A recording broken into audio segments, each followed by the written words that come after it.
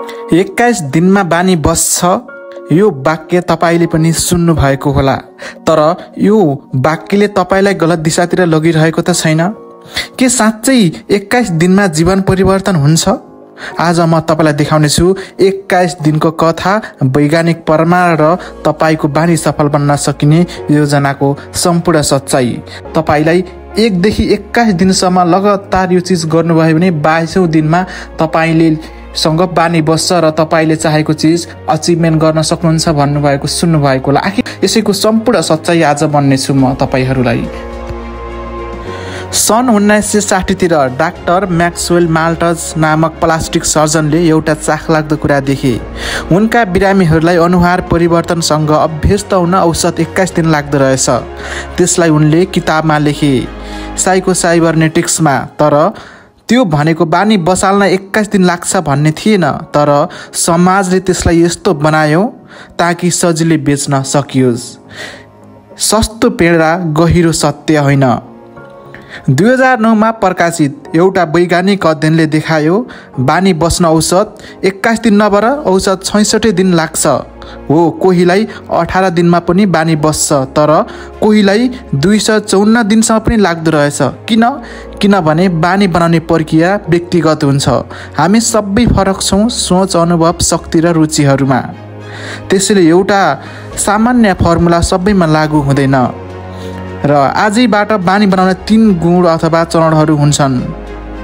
पहिलो, ट्रिगर, जुन संकेतले तपाईलाई त्यो बानी सुरु गराउँछ, र दोस्रो रहेको छ रुटिन, जुन व्यवहारलाई तपाईँ दोहोर्याउनुहुन्छ, र तेस्रो छ रिवार्ड, जसले तपाईलाई त्यो बानी दोहोर्याउन प्रेरित गर्छ।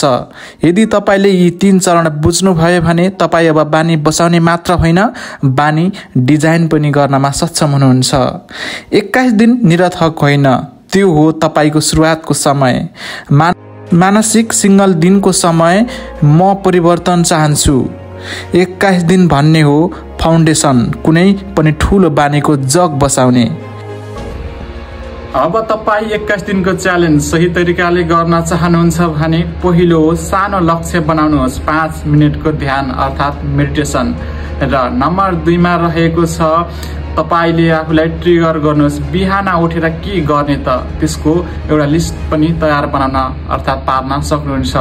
र नम्बर 3 मा रहेको छ ट्र्याक गर्नुहोस् आफ्नो ह्याबिटलाई। तपाईले गरिरहनु भएको त छ लगातार, कुनै क्यालेन्डरमा गोलो घेरा पनि लगाएर गर्न सक्नुहुन्छ, र अर्थात् मोबाइलमा तपाईले ट्र्याक पनि गर्न सक्नुहुन्छ।